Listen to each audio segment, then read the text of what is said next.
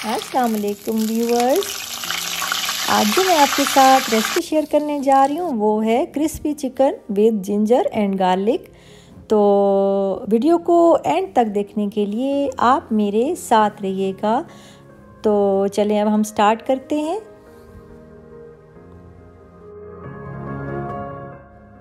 Crispy chicken बनाने के लिए जिन चीज़ों की ज़रूरत है आप नोट कर लें, मैं साथ साथ बनाऊंगी और साथ साथ आपको इंग्रेडिएंट्स भी बताऊंगी। एक कढ़ाई लिया मैंने, चूल्हा ऑन कर दें, 6 टेबलस्पून के बराबर ऑयल डालें और 1 टेबलस्पून मैंने अदरक का पेस्ट डाला है इसके अंदर और 1 टेबलस्पून लहसुन का पेस्ट डालें और 2 अदरक हरी मिर्चें हाथ से तोड़ के इसके अंदर डाल दें और 1 टेबलस्पून लाल मिर्च और उसके बाद जो है 1 टीस्पून नमक और उसके बाद हल्दी 1 टेबलस्पून डाल देंगे और चिकन हम डालेंगे। ये तकरीबन 1 किलो बनता है। इसमें थाई के साथ जो है लेग पीस हैं 2 बड़े साइज़ के और 2 बड़े साइज़ के विंग्स हैं। ये एक बहुत बड़े साइज़ का चिकन था जिससे मैंने ये चिकन लिया है।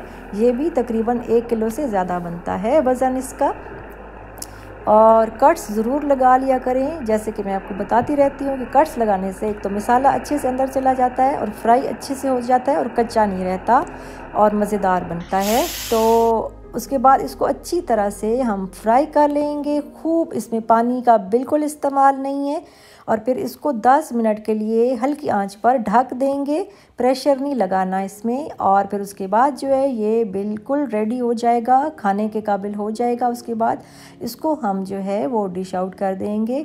ये देखिए कितनी आसान और झटपट तैयार होने वाली रेसिपी मैंने आपके साथ शेयर की है। इसमें हल्दी का इस्तेमाल मैंने आपको दिखाया है और अदरक लहसुन का इस्तेमाल है और बाकी कोई भी मसाले और ना टमाटर ना प्याज और ना कोई गरम मसाला, कोई एक्स्ट्रा चीज़ मैंने इस्तेमाल नहीं की है। और उम्मीद करती हूँ कि बाकी रेसिपीज़ की तरह आप सबको मेरी ये भी रेसिपी बहुत अच्छी लगी होगी। अपनी राय का ज़रूर इज़हार किया करें और मेरे चैनल पर जो नए आने वाले हैं वो मेरा चैनल सब्सक्राइब भी कर दें और लाइक और शेयर भी करना मत भूलिएगा।